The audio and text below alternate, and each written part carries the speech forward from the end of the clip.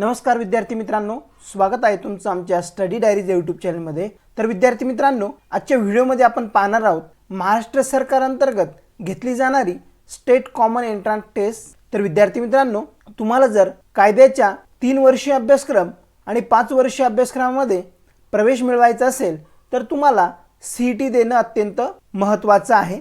आणि विद्यार्थी मित्रांनो, सीईटी मध्ये तुम्हाला सहजासहजी कॉलेज मिळणंही अवघड झालेलं आहे। तर विद्यार्थी मित्रांनो, तुम्हाला जर महाराष्ट्रामधील टॉपच्या लॉ कॉलेजेसमध्ये ॲडमिशन मिळवायचं असेल तर सीईटी मध्ये तुम्हाला 100 पेक्षाही जास्त मार्क्स मिळवणे आवश्यक आहे। ही सीईटी साधारण 150 गुणांची असते आणि यामध्ये 2022चा जर विचार केला तर 100+ असणाऱ्या विद्यार्थ्यांना ILS कॉलेज, त्यानंतर मुंबई कॉलेज अशा कॉलेजेसमध्ये ॲडमिशन मिळालेलं आहे।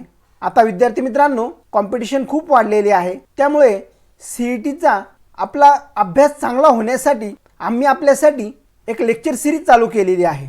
तर विद्यार्थी मित्रांनो, या लेक्चर सिरीजमध्ये आम्ही आपल्याला कायदेविषयक अभिवृत्ती म्हणजे लीगल ॲप्टिट्यूड या महत्त्वाच्या विषयावर आणि मार्क्स मिळवून देणाऱ्या विषयावर महत्त्वाची अशी प्रत्येक लेक्चरमध्ये प्रश्न आणि उत्तरे घेतलेली आहेत। तर विद्यार्थी मित्रांनो, यावर्षी सीईटी मध्ये तुम्हाला जर 100 पेक्षा जास्त गुण मिळवायचे असतील तर तुम्हाला आमच्या चॅनलला सबस्क्राइब करावं लागेल आणि चॅनलला रोजच्या रोज फॉलो करावा लागेल। तर विद्यार्थी मित्रांनो, आम्ही आपल्याला कायदेविषयक अभिवृत्ती या युनिटमधील भारतीय राज्यघटना म्हणजे इंडियन कॉन्स्टिट्यूशन, त्यानंतर भारतीय दंडसंहिता म्हणजे IPC इंडियन पिनल कोड, भारतीय संविधान अधिनियम इंडियन कॉन्ट्रॅक्ट ॲक्ट, त्याचबरोबर नुकसानीचा कायदा व ग्राहक संरक्षण अधिनियम म्हणजे लॉ ऑफ टॉर्ट्स आणि कायदेविषयक मनी। तर विद्यार्थी मित्रांनो, या संपूर्ण टॉपिकचा समावेश या लेक्चर सिरीजमध्ये असणार आहे। सर्व टॉपिक्स आम्ही कव्हर करणार आहोत। तर विद्यार्थी मित्रांनो, तुम्ही आमच्या चॅनलला सबस्क्राइब करा जेणेकरून तुम्हाला रोजच्या रोज नोटिफिकेशन मिळणार आहे। विद्यार्थी मित्रांनो, लॉ सीईटी 2023ची संपूर्ण तयारी होण्यासाठी आम्ही आपल्यासाठी एक कंप्लीट कोर्स आणलेला आहे। या संपूर्ण कोर्समध्ये फुल सिलेबस रेकॉर्डेड व्हिडिओ लेक्चर असणार आहे, फुल सिलेबसवर नोट्स असणार आहे, त्याचबरोबर 1000 पेक्षा जास्त प्रॅक्टिस MCQs तुम्हाला आम्ही देणार आहेत, त्याचबरोबर 10 फुल सिलेबस टेस्ट सिरीज असणार आहेत आणि परीक्षेपर्यंत संपूर्ण मार्गदर्शन तुम्हाला मिळणार आहे। तर विद्यार्थी मित्रांनो, साधारण एप्रिल महिन्यामध्ये ही परीक्षा होईल असा अंदाज वर्तवला जात आहे।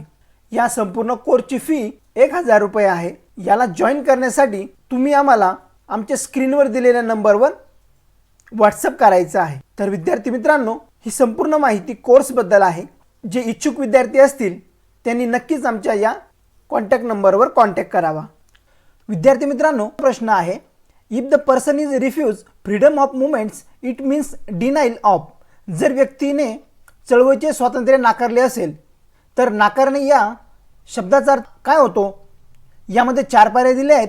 पर्याय क्रमांक A सिव्हिल लिबर्टी म्हणजे नागरी स्वातंत्र्य, पर्याय क्रमांक B इकॉनॉमिक लिबर्टी म्हणजे आर्थिक स्वातंत्र्य, त्यानंतर पर्याय क्रमांक C नॅशनल लिबर्टी म्हणजे राष्ट्रीय स्वातंत्र्य आणि पर्याय क्रमांक D पॉलिटिकल लिबर्टी म्हणजे राजकीय स्वातंत्र्य। तर विद्यार्थी मित्रांनो, जर व्यक्तीने चळवळीचे स्वातंत्र्य नाकारले असेल तर त्याला आपण सिव्हिल लिबर्टी असे म्हणू शकतो म्हणजे नागरी स्वातंत्र्य। तर या प्रश्नाचं योग्य उत्तर आहे पर्याय क्रमांक A। पुढचा प्रश्न आहे, which one of the following fundamental rights has been described by doctor Babasaheb Ambedkar as the heart and soul of the constitution. खालीलपैकी कोणते मूलभूत अधिकारांचे वर्णन डॉक्टर बाबासाहेब आंबेडकरांनी केलेले आहे संविधानाचे हृदय आणि आत्मा म्हणून? तर विद्यार्थी मित्रांनो, याचे 4 पर्याय दिले आहेत। पर्याय क्रमांक A आहे राईट टू इक्वॅलिटी म्हणजे समानतेचा अधिकार, त्यानंतर राईट टू कॉन्स्टिट्यूशन रेमेडीज म्हणजे संविधान उपायांचा अधिकार, पर्याय क्रमांक C राईट टू फ्रीडम म्हणजे स्वातंत्र्याचा अधिकार आणि पर्याय क्रमांक D राईट अगेन्स्ट एक्सप्लोटेशन म्हणजे शोषणाविरुद्धचा अधिकार। तर विद्यार्थी मित्रांनो, संविधानाचा हृदय आणि आत्मा म्हणून राईट टू कॉन्स्टिट्यूशनल रेमेडीज म्हणजे संविधान उपायांचा अधिकार आपण म्हणू शकतो। तर या प्रश्नाचं योग्य उत्तर आहे पर्याय क्रमांक B। पुढचा प्रश्न आहे, Indian constitution there is no provision for. भारतीय राज्यघटनेत अशी तरतूद नाही. मग यामध्ये 4 पर्याय दिले आहेत. पर्याय क्रमांक ए रिलिजियस राईट, पर्याय क्रमांक बी पॉलिटिकल अँड सोशल राईट्स, पर्याय क्रमांक सी एज्युकेशनल राईट्स आणि पर्याय क्रमांक डी इकॉनॉमिक राईट्स. तर या प्रश्नाचं योग्य उत्तर आहे पर्याय क्रमांक डी इकॉनॉमिक राईट्स म्हणजे आर्थिक अधिकार. याचा भारतीय राज्यघटनेत तरतूद नाही. पुढचा प्रश्न आहे chapter 3 on the fundamental rights contains 24 articles from. तर या प्रश्नाचा अर्थ असा आहे मूलभूत हक्कांवरील प्रकरण 30 मध्ये 24 कलम आहेत. तर या प्रश्नाचे 4 पर्याय दिले आहेत. पर्याय क्रमांक ए आर्टिकल 12 ते 35, आर्टिकल 14 ते 37, त्यानंतर पर्याय क्रमांक सी आर्टिकल 10 ते 33 आणि पर्याय क्रमांक डी आर्टिकल 16 ते 19. तर मूलभूत हक्कांवरील प्रकरण 3 मध्ये 12 ते 35 या कलमांमध्ये मूलभूत हक्क दिलेले आहेत. तर या प्रश्नाचे योग्य उत्तर आहे पर्याय क्रमांक ए. पुढचा प्रश्न आहे what is the minimum permissible age for employment in any factory on mine.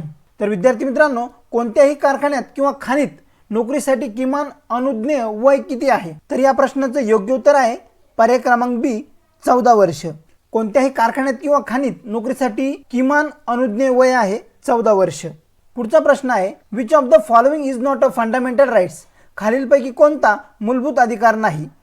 तर यामध्ये 4 पर्याय दिले आहेत. पर्याय क्रमांक ए राईट टू स्ट्राईक म्हणजे संप करण्याचा अधिकार, राईट टू अगेन्स्ट एक्सप्लोटेशन म्हणजे शोषणाविरुद्धचा अधिकार, राईट टू इक्वॅलिटी म्हणजे समानतेचा अधिकार आणि पर्याय क्रमांक D right to freedom of religion धर्म स्वातंत्र्याचा अधिकार. तर पर्याय क्रमांक ए राईट टू स्ट्राईक म्हणजे संप करण्याचा अधिकार हा मूलभूत अधिकार नाही. पुढचा प्रश्न आहे prohibition of discrimination on grounds of religion etcetera is a fundamental rights classifiable under in article 15 of the constitution of India. म्हणजे धर्म इत्यादी कारणास्तव भेदभाव प्रतिबंधित करणे भारतीय राज्यघटनेच्या कलम 15 अंतर्गत वर्गीकरण करण्यायोग्य मूलभूत अधिकार. यामध्ये आपल्याला 4 पर्याय दिले आहेत. पहिला पर्याय आहे the right to freedom of religion धर्म स्वातंत्र्याचा अधिकार, पर्याय क्रमांक B the right against exploitation म्हणजे शोषणाविरुद्धचा अधिकार, त्यानंतर पर्याय क्रमांक C the culture and education rights सांस्कृतिक आणि शैक्षणिक अधिकार आणि पर्याय क्रमांक D the right to equality म्हणजे समानतेचा अधिकार. तर यामध्ये पर्याय क्रमांक डी हा बरोबर आहे. धर्म इत्यादी कारणास्तव भेदभाव प्रतिबंधित करणे समानतेच्या अधिकार या अंतर्गत वर्गीकरण करण्यायोग्य मूलभूत अधिकार आहे. पुढचा प्रश्न आहे the total number of fundamental duties mention in the constitution is. संविधानात नमूद केलेल्या मूलभूत कर्तव्याची एकूण संख्या किती आहे? यामध्ये आपल्याला 4 पर्याय दिले आहेत. पहिला पर्याय 9, दुसरा पर्याय 10, तिसरा पर्याय 11 आणि चौथा पर्याय 12. या प्रश्नाचं योग्य उत्तर आहे पर्याय क्रमांक सी. संविधानात नमूद केलेल्या मूलभूत कर्तव्यांची एकूण संख्या 11 आहे. पुढचा प्रश्न आहे fundamental duties were incorporated in the Indian constitution. भारतीय राज्यघटनेत मूलभूत कर्तव्यांचा समावेश कधी करण्यात आला? याकरिताही 4 पर्याय दिलेले आहेत. पर्याय क्रमांक ए 1971, पर्याय क्रमांक बी 1972, पर्याय क्रमांक सी 1975, पर्याय क्रमांक डी 1976. तर या प्रश्नाचं योग्य उत्तर आहे पर्याय क्रमांक डी 1976. भारतीय राज्यघटनेत मूलभूत कर्तव्यांचा समावेश 1976 साली करण्यात आला. पुढचा प्रश्न आहे which state government has prohibited use of the word Harijan and replace it with अनुसूचित जाती इन ऑफिशियल वर्क. कोणत्या राज्य सरकारने हरिजन शब्दाचा वापर करण्यास मनाई केली आहे आणि त्याच्या जागी अनुसूचित जाती असा शब्द अधिकृत कामांमध्ये वापरलेला आहे? तर यामध्ये 4 पर्याय दिले आहेत. पर्याय क्रमांक ए आहे कर्नाटक, त्यानंतर पर्याय क्रमांक बी जम्मू काश्मीर, पर्याय क्रमांक सी राजस्थान आणि पर्याय क्रमांक डी उत्तर प्रदेश. तर या प्रश्नाचं योग्य उत्तर आहे उत्तर प्रदेश. उत्तर प्रदेश या राज्य सरकारने हरिजन शब्दाचा वापर करण्यास मनाई केली आहे आणि त्या जागी अनुसूचित जाती हा शब्द अधिकृत कामांमध्ये वापरला गेलेला आहे. पुढचा प्रश्न आहे any dispute regarding the violation of fundamental rights can be presented. मूलभूत हक्कांच्या उल्लंघनाबाबत कोणता वाद कोठे मांडता येईल? यामध्ये 4 पर्याय दिले आहेत. In the supreme court only, पर्याय क्रमांक B in the high court only, पर्याय क्रमांक C either in the supreme court और इन दी हायकोर्ट आणि पर्याय क्रमांक D first in the supreme court and then in the high courts. म्हणजे विद्यार्थी मित्रांनो, मूलभूत हक्कांच्या उल्लंघनाबाबत कोणताही वाद सर्वोच्च न्यायालयात किंवा उच्च न्यायालयात मांडता येईल.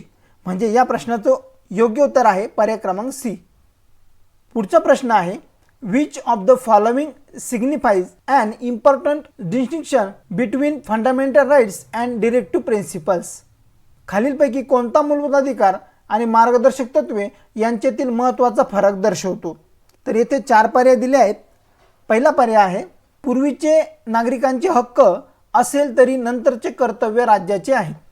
त्यानंतर पर्याय क्रमांक बी, पूर्वीचे मुख्यत्व नागरी पैलूंशी संबंधित असताना नंतरचे आर्थिक, सामाजिक आणि आंतरराष्ट्रीय पैलूंशी संबंधित आहे.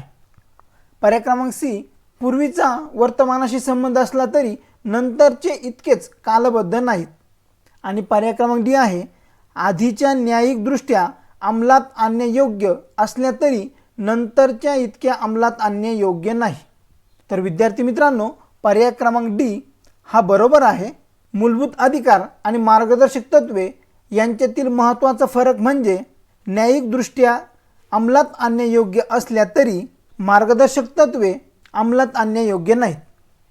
त्यानंतर विद्यार्थी मित्रांनो, पुढचा प्रश्न आहे, आर्टिकल 17 ऑफ द कॉन्स्टिट्यूशन म्हणजे संविधानाच्या कलम 17 मध्ये काय आहे.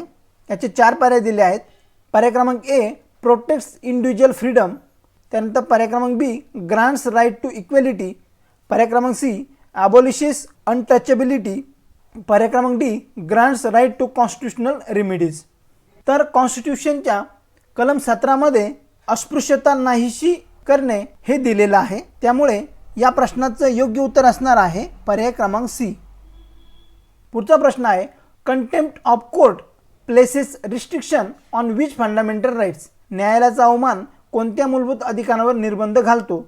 पर्याय क्रमांक ए आहे, राईट टू फ्रीडम. पर्याय क्रमांक बी, राईट अगेन्स्ट एक्सप्लोटेशन. पर्याय क्रमांक सी, राईट टू इक्वेलिटी.